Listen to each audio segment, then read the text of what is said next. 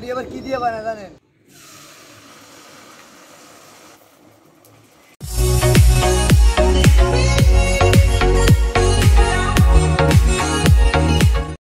আসসালামু আলাইকুম।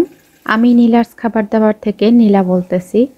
আশা করি যে যেখান থেকে এই মুহূর্তে আমার ভিডিও দেখতেছেন সবাই ভালো আছেন, সুস্থ আছেন। আমিও আলহামদুলিল্লাহ আপনাদের দোয়ায় ভালোবাসায় ভালো আছি, সুস্থ আছি। সকালে আজকে চিয়া সিডের পানি খাবো। আর আমার এখানে চিয়া সিডের বোতলটা শেষ হয়ে গেছে, যেগুলো আনছিলাম। আমার কাছে চিয়া সিডের পানিটা খেতে খুব ভালো লাগে, সেজন্যই মনে হয় এটা শেষ হয়ে গেছে। শীতের দিনে কিন্তু ডায়েট করতে খুবই মজা লাগে। এর কারণ হচ্ছে আমরা শীতের দিনে সকালবেলা গরম পানিতে এমনিও খাই, তার মধ্যে যদি এরকম যে কোনো পানীয়র মধ্যে গরম পানি ব্যবহার করি, এতে আরও সুবিধা বেড়ে গেল। গরমের সময় কিন্তু গরম পানি খাওয়া যায় না, কিন্তু এখন শীতের সময় খাওয়া যাবে। তারপরে আমি এখানে দিয়ে দিচ্ছি লেবু। লেবুর রসটা কিন্তু দিলে খুব উপকার। অনেক আপুরা বলে যে ওনাদের গ্যাস্ট্রিকের প্রবলেম হয়, এই জন্য ওনারা লেবু খেতে পারেন না। যদি আপনারা লেবু খেতে না পারেন তাহলে এমনি চিয়া সিড গরম পানি দিয়ে হালকা লবণ দিয়ে খেয়ে নেবেন, এতে করেও কিন্তু আপনি উপকার পাবেন। আজকে কয়েকদিন থেকে তো দাওয়াত খেয়েছিলাম, তারপর বেড়াতে গিয়েছিলাম। এখন কিন্তু ডায়েটটা আরও শক্ত করে ধরতে হবে। তো আমি এখানে হিমালয়ান পিঙ্ক সল্টটা দিয়ে দিছি। আজকে কিন্তু আমি আমার ওজন দেখিয়ে দিব, সেজন্য অবশ্যই পুরো ভিডিওটা দেখবেন। তাছাড়া আপনাদের জন্য আছে মজার একটা রেসিপি, ডায়েট রেসিপি করেও দেখাবো। আর সেজন্য কিন্তু আপনারা পুরো ভিডিওটা দেখবেন। দেখার পরে যদি এতটুকু ভালো লাগে, ভিডিওতে একটা লাইক দিতে ভুলবেন না। পানিটা খাওয়ার পরে এখানে ছাদে আসছিলাম, আর আসার পরে যে ভাবিটা থাকে দেখলাম যে উনি একটা তোশক বানাতে দিছে, লোক চলে আসছিল। তো ভাবলাম যে আমারও একটা তোশকটা, সামনের রুমে যে তোশকটা ছিল সেটা একটু পুরনো হয়ে গেছে, তো আমিও তোশকটা দিয়ে দিলাম ভাঙাতে। মানে পুরান তোশক দিয়ে তারপরে এখন আবার কাপড় লাগিয়ে দিবে, সেজন্য ওনাদেরকে কাপড় আনতে দিয়ে দিলাম আর তোশকটা তৈরি করে দিব।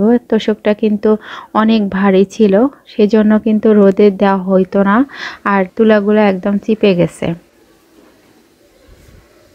শীত চলে আসছে, সেজন্য তোশকটা আবারও একটু ভাঙিয়ে বানিয়ে নিচ্ছি, এতে করে ঘুমাতে সুবিধা হবে। তো ওনারা কিছু খেতে চাইছিল, ভাবি কিন্তু ওদেরকে বিস্কিট তারপরে 7 আপ দিছিল। তা আমার বাসার মধ্যে পেয়ারা ছিল, সেগুলোই কেটে দিয়ে দিলাম। এই তো আমার তোশক কিন্তু বানানো প্রায় হয়ে গেছে। তোশক রেডি হয়ে গেছে, বাসায় নিয়ে আসছি। তো কেমন হয়েছে একটু হলেও কমেন্ট করে জানাবেন তোশকটা কেমন হয়েছে। আর এখানে একটা দাগ, মানে কাপড়ের যে ছিলটা ছিল, আমার কাছে এখন খুব খারাপ লাগতেছে। কাপড়ের ছিলটা দেখে কেমন জানি দেখা যাচ্ছে। তো আজকে আসলে রান্না বান্নার ভেজাল খুবই কম ছিল, কারণ হচ্ছে সেদিন ঈশানের জন্য যে রান্না করে নিয়েছিলাম ওইখানে অনেক তরকারি আছে। আর এখানে আমি শুধু একটু বাঁধাকপি দিয়ে রুটি তৈরি করব। অবশ্যই এই রেসিপিটা আপনারা আপনাদের ডায়েটে রাখতে চেষ্টা করবেন, দেখবেন যে খুব দ্রুত আপনার ওজন কমবে। বাঁধাকপি কিন্তু আমাদের ডায়েটে খাওয়া যায়, খুব মজার একটা সবজি এটা। তো আমরা এটাকে যে কোনোভাবে খেতে পারি। তো আজকে চিন্তা করলাম যে একটু রুটি তৈরি করে খাই।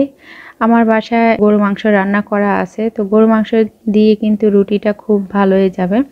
আমি একটু ভাপ দিয়ে নিচ্ছি, হালকা একটু লবণ দিয়ে। আপনাদের ব্লেন্ডার যদি ভালো থাকে তাহলে আপনারা এখানে ভাপ না দিলেও চলবে। তা আমার ব্লেন্ডারটা ওরকম ভালো না যে এগুলো এমনি মিহি হয়ে যাবে। আর যেটা মশলা করা আছে সেটা তো আলাদা, সেখানে পানি জাতীয় কিছুই দেওয়া যাবে না। তো একটু ভাপ দিয়ে নিলে কিন্তু আরেকটা সুবিধা হয়, বাঁধাকপির যে একটা ঘ্রাণ আছে সেটাও কিন্তু চলে যাবে। বাঁধাকপির শরীরের যে গন্ধটা সেটাও কিন্তু আর থাকবে না। সেদ্ধ করে নিলে কিন্তু খুব দ্রুতই কাজটা হয়ে যাবে, সেজন্য একটুখানি সেদ্ধ করে নিছি। আর আমি আমার পরিমাণ মতোই বাঁধাকপি নিছি, আপনারা যদি চান আরও বাড়িয়ে নিতে তাহলে বাড়িয়ে নিতে পারেন।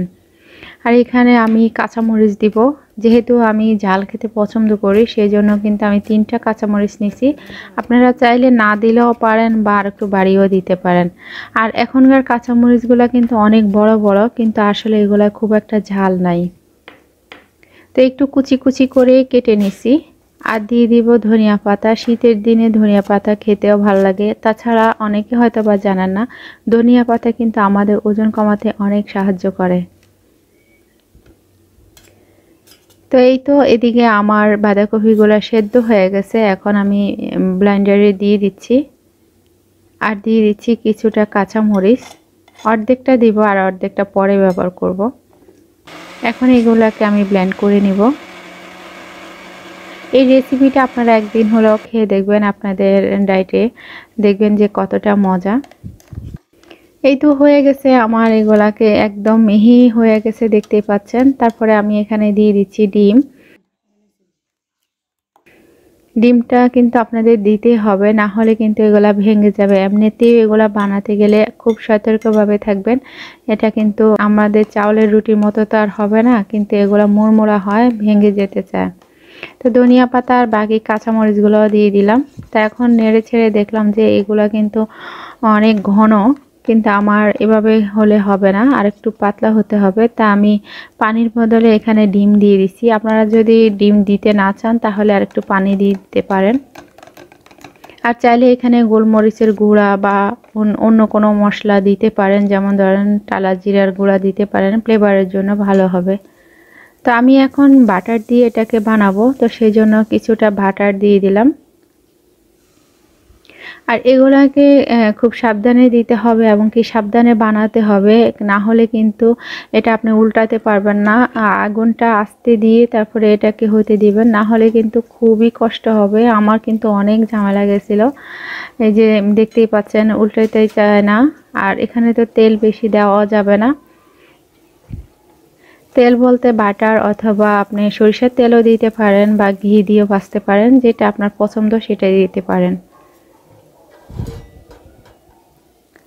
তো এই তো একটা অনেক কষ্ট করে নামাইছি, আর কিন্তু ভেঙে যাচ্ছে মাঝখান দিয়ে, দেখতেই পাচ্ছেন। আর এটা উল্টানো যায় না, খুব ঝামেলা, কিন্তু আপনারা সাবধানে এটা করতে যাবেন, পরে বলেন না যে আপু কি বলছিল হচ্ছে না কেন। খুব সাবধানে করবেন, আগুনটা কমিয়ে রাখবেন। তো এই তো আমার একটা রুটি হয়ে গেছে, আর একটা দিয়ে দিচ্ছি। আর চাইলে কিন্তু আপনারা ছোট ছোট করেও বানাতে পারেন, সেক্ষেত্রে কিন্তু খুব সুন্দরই উল্টে যাবে। আমি যেহেতু রুটির আকারে তৈরি করেছি, তো সেজন্য একটু উল্টাতে ঝামেলা হয়েছে, তারপরেও কিন্তু সুন্দর হয়েছে মাশাআল্লাহ। তো এই তো এক বাটি এখানে গরু মাংস নিয়ে নিছি, আর হচ্ছে এখানে কিছু শসা নিয়ে নিলাম। এটা হচ্ছে আজকের খাবার। আমরা এটা এখানে আপনার সকালে, দুপুরে, রাত্রেও খেতে পারেন, যে কোনো সময় রুটিটা খেতে পারেন।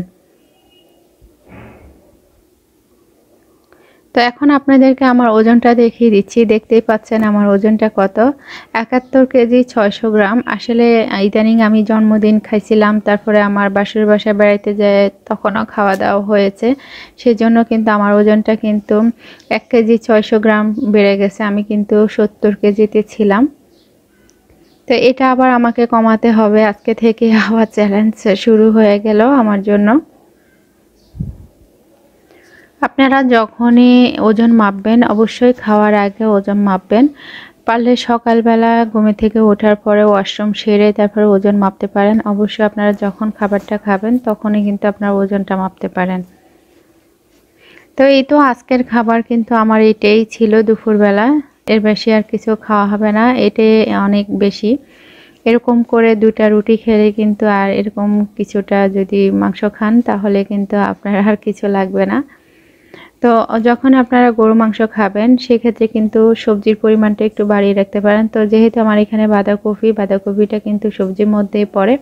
আর যখন মাংস খাবেন তখন কিন্তু চর্বি সহকারে খাবেন, চর্বি সহকারে খেতে চেষ্টা করবেন, এতে করে আপনার উপকারে আসবে। আর যেদিন মাংস খাবেন সেদিন মাছ খাওয়ার দরকার নাই, মাছ খেলে আবার মাংস খাওয়ার দরকার নেই।